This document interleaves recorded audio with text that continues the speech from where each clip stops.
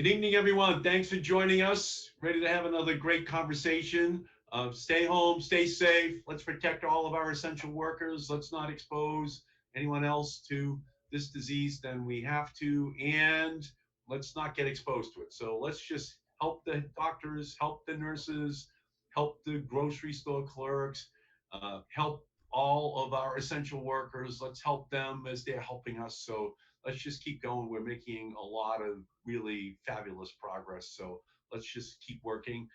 We'll have to do this independent of Donald Trump and his in, incapacity to really be a leader and give the truth to the American people and do so in a way that is effective and simultaneously provides the personal protective equipment, the testing, the contact tracing, and everything else we're going to need in order to deal with this issue. So that's where we are, and we just have to continue to work as as Massachusetts, fighting hard to make sure that we provide everything that everyone needs. So tonight, just a fascinating discussion. Just talk about seniors. You know, how are they doing? How are they being provided their services? I mean, they built our country. We have a great indebtedness to them, and so we have a discussion here about what we're doing to help them right now. So we're going to be joined by Martha Velez, who is the Human and Health Services Director of the City of Lawrence. Thank you, Martha, for being with us. And Joan Hayden Roy, CEO of Elder Services of Merrimack Valley and the North Shore. So these two women are kind of quarterbacking the response up in Merrimack Valley and just doing a great job as this crisis continues to unfold. So Martha, maybe you could give us a little bit of a sense of the greatest challenges that you're now facing in providing services to the seniors up in Lawrence. Yes, thank you, Senator. Thank you for having me on and for allowing my partner and I, Joan, tag team together on taking care of our elders. I have a big heart for elders. I love my viejitos, as we say in Spanish. I think the hardest thing is the isolation.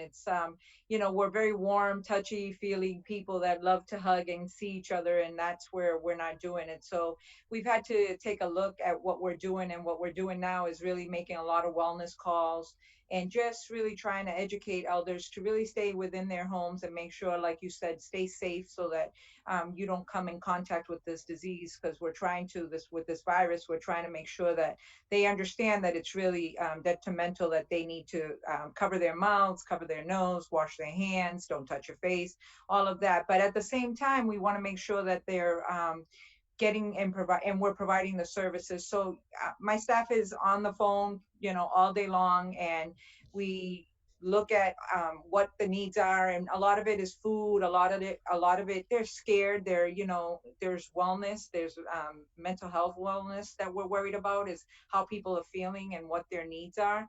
And so we're, as a community, we're looking at it, and we're trying to form coalitions to make sure that we're looking at everything. And for me, I said this at a meeting that I was at. I think it's like going back to old school, is how do we broadcast things so that elders feel that they're not being forgotten.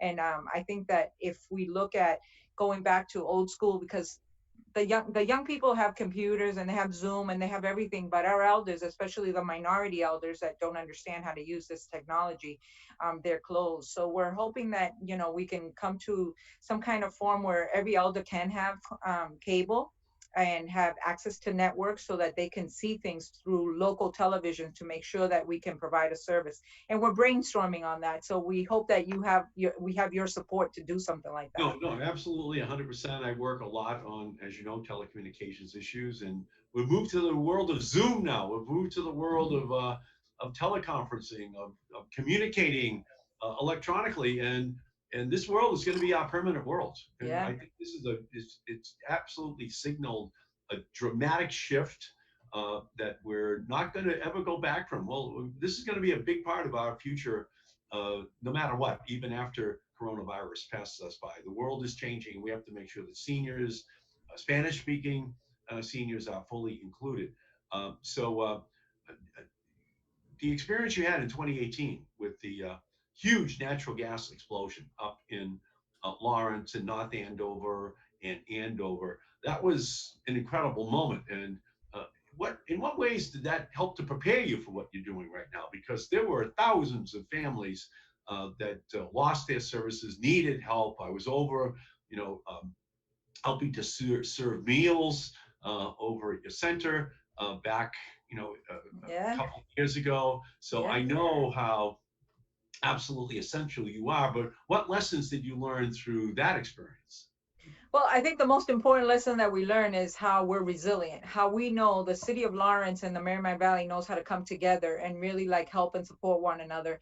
And there's no one person that can do it. So, I mean, I am fortunate to have a great team. I am fortunate to have working colleagues that support one another. And I think the one thing that you learn is that, there's always tomorrow and you do the best you can. And the most important thing about 2018 is that we were being responsive, right? We were able to provide a lot and we all came together and did it. With this virus, it's almost like you have to strategize and mentally think of everything you have to do because of social distancing. And it's not the same mentality because you can't tell an elder to stay home and then say, come get a bag of food. So now we got to deliver the food to them and we got to find ways for them to make sure that they're safe.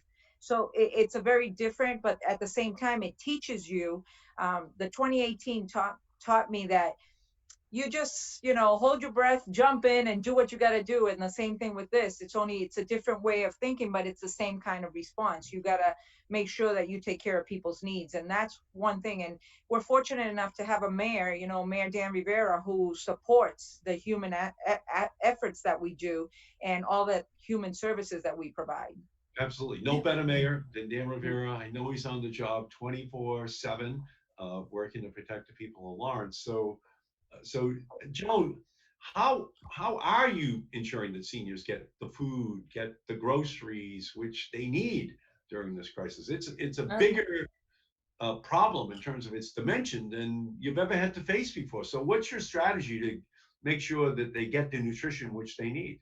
Well, we've been really fortunate that we have a very strong nutrition team. And immediately, everybody was expecting that. All of our volunteers, we have volunteer drivers in the Merrimack Valley. And we thought we were going to lose a lot of drivers, but the commitment of these drivers to get the meals out and delivered was just, it was amazing. But we did lose some drivers. Some of these drivers are elderly, and we were able to recruit over 90 additional volunteers, whether they were from companies that wanted to keep their staff employed, or they were just from, good Samaritans coming forward. So our meal delivery increased over 30%. Our caterers were wonderful. They met that demand. On any given day, we deliver across the Merrimack Valley and North Shore over almost close to 3,500 meals a day. In the last 2 months, over 100,000 meals that have gone door to door. And what we've been able to do as well is, it's not just that food, where it's that contact, that even with the social distancing, we've provided the drivers with gloves and masks, that they make sure when they go to hang the bag of food on the doorstep or leave it in the front door, that they see the elder, that they say hello through the door, and so that they know that they have that physical face to face. And if for some reason that elder does not show up at the door, then our emergency protocols would go in, calling their caregiver, calling somebody, just to make sure that they're okay. So it's been instrumental. And that we've also seen now that with this increase, that there's an increased need for grocery shopping, because people do not want to go to the store. So we've been able to get volunteer grocery shoppers to get really that food in people's hands. So it's been pretty impressive. And I have to say, our partnership with Martha and the other councils on agings in the Merrimack Valley, we're such a team. And you mentioned about 2018, we were able to mobilize within hours our team together with the Merrimack Valley of all the nonprofits to really mirror what we did. There's no competition. We're all in it together, and we all do whatever it takes to make sure that we meet the needs, not even of just the seniors, but the whole community. So when your drivers are going to these homes, you try to make sure that they actually have some contact that they make with the senior. Absolutely. They see Almost them. so you do it almost like a check-in, a Hmm. wellness call per day, huh? Yeah. And if you don't, then you just make a call to make sure that people check in to make sure that somebody is okay. It's amazing that that face to face, what that means to the elder. There'll be elders at the front door with their fork and spoon if a driver's 5 minutes late, say, "Where are you?" And sadly, the drivers love that conversation with those seniors, and they've had to limit that, obviously, but Yeah. making the best of it to make sure that that face to face, that wellness check, it's more than just food. It's more than, it's about a safety net, and it's about that really decreasing the isolation. As Martha mentioned, the isolation. I think about Mother's Day this weekend and the grandchildren not being able to, go visit, and how creative the community has gotten. They'll either park in the front of their house and wave from the street, or the parades that are happening. And so it shows the resiliency of us as a community to make sure that our mothers are going to be taken care of, and that that isolation isn't going to be a permanent thing for us. No, exactly. So, yeah, it's a wonderful like dual service that you're providing because it gives them the companionship, it gives them the relationship as well, which is Exactly. absolutely indispensable. Correct. And have you identified some of the seniors who might have actually fallen sick by the contact by the drivers? Well, we also have our home care program, which is a state funded home. We're an aging service access point, and the state funds us so that we serve, close to 7,000 seniors in the Merrimack Valley and North Shore on a daily basis.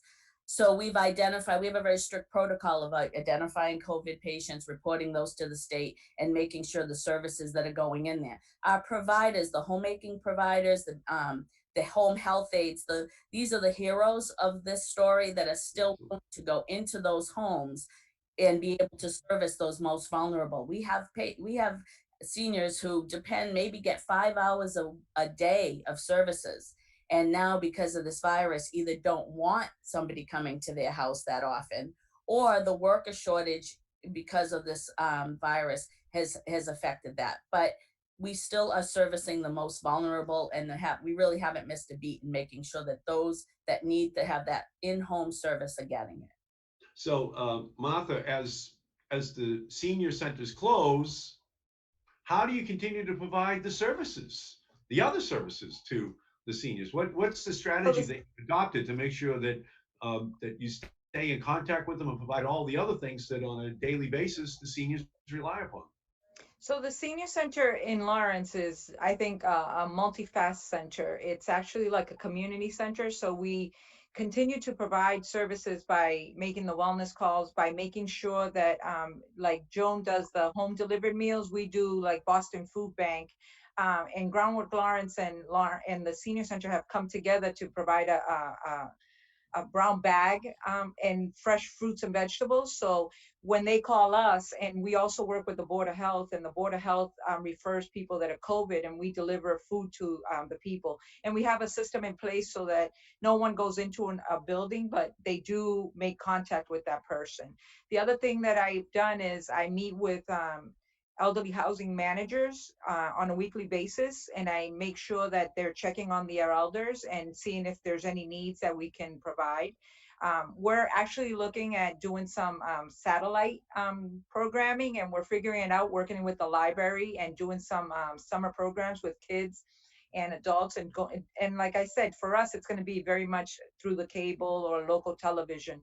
But I mean, every elder that is in the city of Lawrence, we've created magnets that we've sent out to the community, giving our numbers, also telling them that elder services can provide a Meals on Wheels if they so need it, and then the COVID number. So if anybody feels sick, they can call the Lawrence General Hospital and they can check to make sure that they speak to a nurse. So that we're trying to get all facets of what's going on.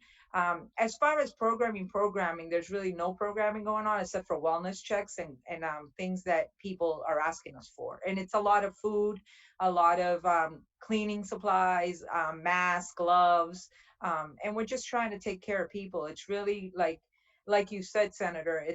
It's a different world we're living in, Yeah. and it kind of right now, right? It's the basics. It's like I need food, and I think after this is all over, it's going to be a very big human need. There's going to be some financial struggles for a lot of people. There's going to be a lot of insecurities.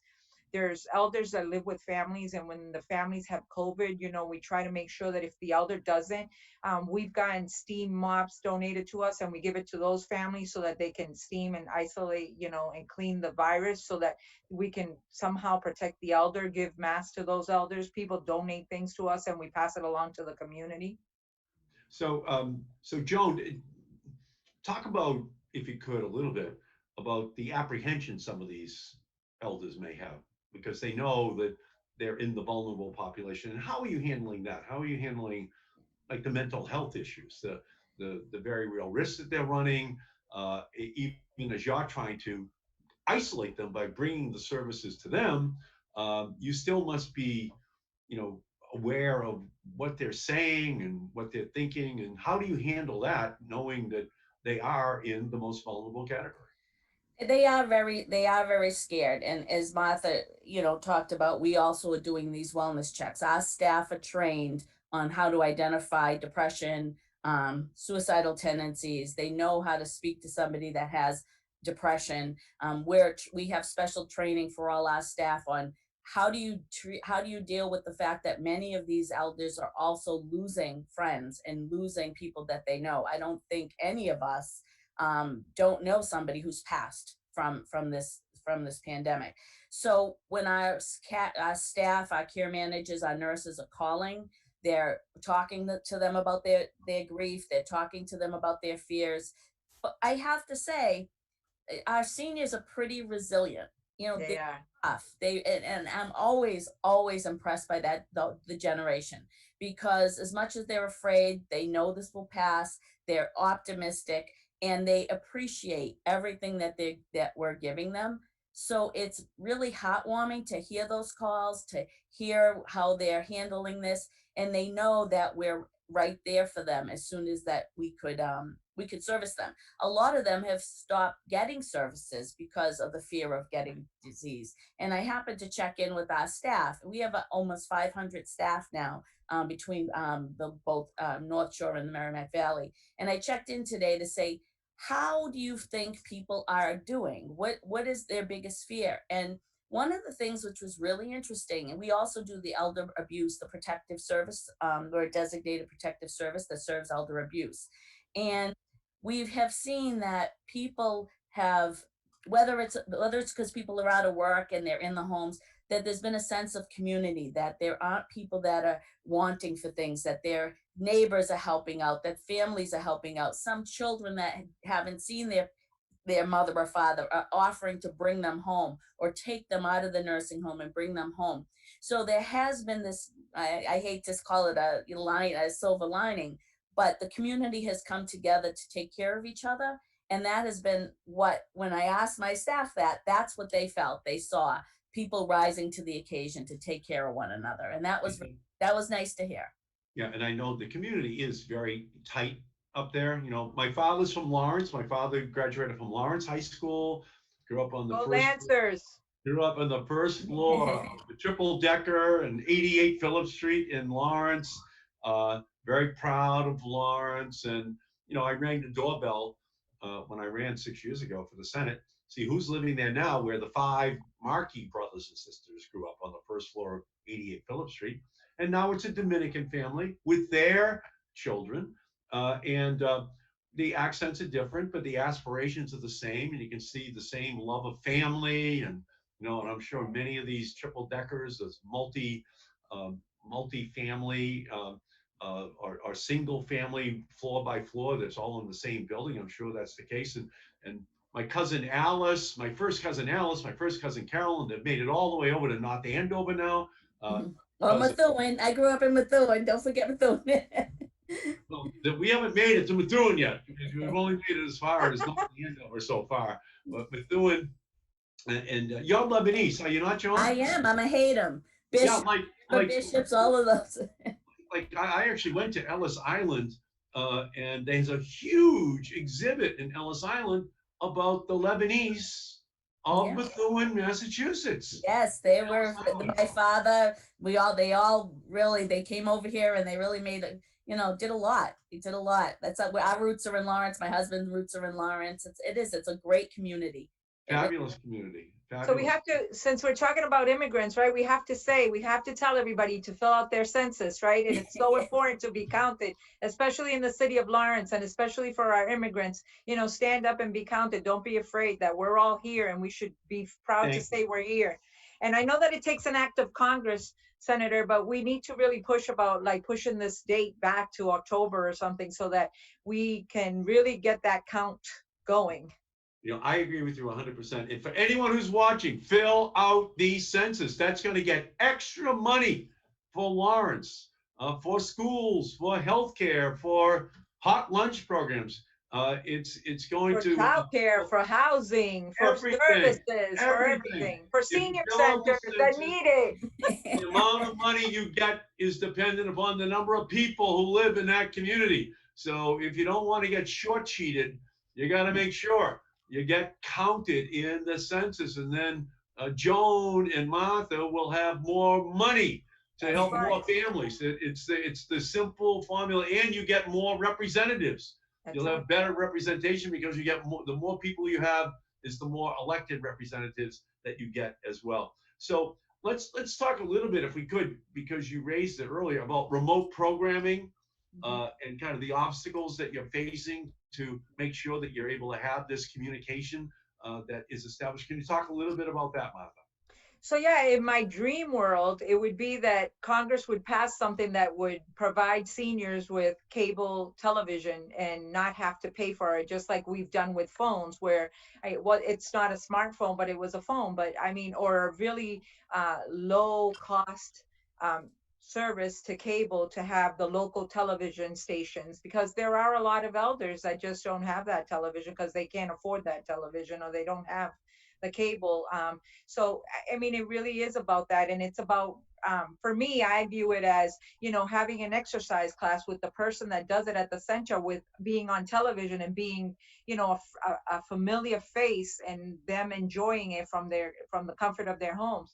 I mean, the way this is going, I hope it's not true, but it doesn't seem like we're going to be going back to the senior center anytime soon, because we have to take care of people and we want people to live long lives. So Um, let's talk a little bit. Let's talk a little bit about telehealth and mhm. what services you could provide to seniors at home to make sure they don't have to leave, but yet they get the healthcare services which they need. So, can you talk a little bit about that, Joan, and how you're using telehealth, So, probably at and increasing level than you've ever have in the past? well, I think the issue too with telehealth is that not all of our seniors have access to the internet and the devices, iPads. There is this, like, what they call a digital divide, right? So that and not that seniors can't learn it, but the technology out there right now is phenomenal, and we're not even touching on some of the technology that we could be using.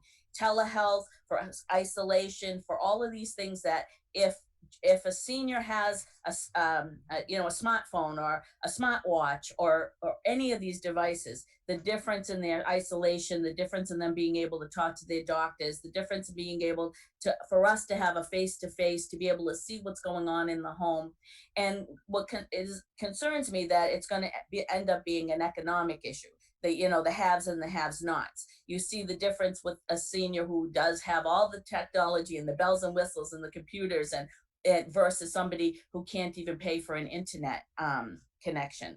So I agree with Martha. The idea of having technology has changed our world right now, and the things that we can do, from exercise classes to our wellness programs that we offer, they all could be done remotely if we had equality in them having the technology they need in their homes.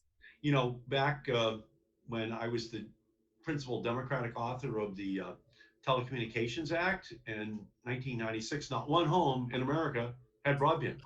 So it's 24 Right. years later, and the whole world has changed. You have to have broadband. Broadband is almost like water in Right. terms of how necessary it is in our society. So I actually created a program in that bill called the E-rate, the education rate, which provides a big subsidy to Lawrence, to every community, but the poorer the community is, the bigger the subsidy to pay for the bills to make sure that every kid has the internet at their school desk. Mhm. And Lawrence gets a check, but so doesn't every other community in Merrimack Valley and the North Shore, but all across the country, but disproportionately high for the poorest communities. Well, what we now realize is that right now, 12 million kids in America do not have access to broadband. And so the homework gap is just going to explode because they're already at a disadvantage for the wealthier kids in the suburbs, but at least they can be in a classroom and have it on their desk. But if you have to learn at home, you need broadband. And so we have to, in my opinion, increase by $4 billion. I've introduced that bill to attach it to this next subsidy package so that it's there to help kids get access to it. Mhm. But there's a recent study out just in February that says there are 42 million Americans that don't have it. And that's largely rural Americans, but also poorer Americans who won't have access to it. And increasingly, we realize for telehealth, for many other purposes, we want people to have it at home. So I'm advocating for a 10, a 20, a 30, a 40, a $50 billion package inside of the next COVID relief program so we can build out broadband, so we can make sure that people get access to it, and that it's the government that is paying to make sure that that happens. Because I think ultimately, this is the new world that we're in. And for the foreseeable future, we're not going to want elders out on the streets, Mhm. going to events. We're going to want them to stay there until we have a treatment, until we have a vaccine. So that's my commitment to make sure that we provide that additional kind of connection capacity for you. And I guess what I would ask is, as I'm going back down to Washington, what are the other things that you would like to see built into the next bill? Where are the shortcomings, or where is there a program that needs more money that you would like to see us adding? So Martha, maybe you could begin just by laying out where you think the items are that would be most important to be added. Thank you very much. And I think that I'm going to go back to what I say. I'm very grateful that we get formula grant from EOEA on the state level, but it's $11 a senior. And in a community like Lawrence, where everybody doesn't get counted, and we have a lot of immigrants, we're a city of immigrants that are afraid to be counted, it's a shortfall. The senior centers, as far as we're concerned, we don't get enough money because we have to do a lot of one-on-one. For someone that, like Joan says, someone that can use the computer, someone that has that savvy, it's that one step. But for someone like an immigrant that really doesn't have that connection, it's like hand holding. It's like 16 different steps to be able to get that person to the next level of education. I think that's an important part. I think elderly housing for elders is a big thing. When I've been working for the city for 30 years, and when I first started, you could get into elderly housing in 1 and 2 years. Now you're talking about elders having to wait 5 to 6 years to be able to get. And I mean, it's a good thing because elders are living longer, right? So the life expectancy has changed, and it went from 70 to like now 80 to 90. So it's a 10-year gap. So it's a 10-year gap for one apartment to become available. And, as elders are living in fixed incomes from working in the mills, um, their income, even if they own a home, they're having to pay taxes and they're having to pay insurance at a high rate now that their income doesn't support. So there's a whole lot of other working. And I'm glad that, and I appreciate so much that you're thinking of elders, because sometimes we are the forgotten child. And that's why in the city of Lawrence, the mayor will tell you, I'm always yelling like, hey, I'm here. Don't forget about the seniors. I'm here. And but it's the truth, because you said it right from the beginning. Every single person that's an elder in this country built this country. They went through the Depression, they went through wars, and I want to get to when I become a senior and I'm like done and I could speak my truth. I want somebody to take care of me and say she paid her price, she paid her dues. Now let's take care of her and not be forgotten. Thank you. Thank you. Just beautifully said. So Joan, let's come over, and if we could talk a little bit about the additional complexity of the undocumented community Mm-hmm. and their needs. They're not getting a check from the federal government. I'm gonna let Martha take that because she's so passionate about that conversation, and nobody speaks it better than Martha. Right, so let's do that. Let's talk about I'm the gonna defer undocumented to Martha on this because she's a strong advocate. Thank you, Martha. I am a strong advocate. I'm an immigrant. My parents came from Cuba when I was 5 years old. I believe that everybody that comes to this country, um, that whether you came in legal or illegal, and I know that there's a lot of documentation and a lot of people feeling a certain way, but if you're a good citizen, that is a productive citizen, that is trying to just make your life better and leaving from a country that you know is not good for you and your family, I think that we as Americans should help people.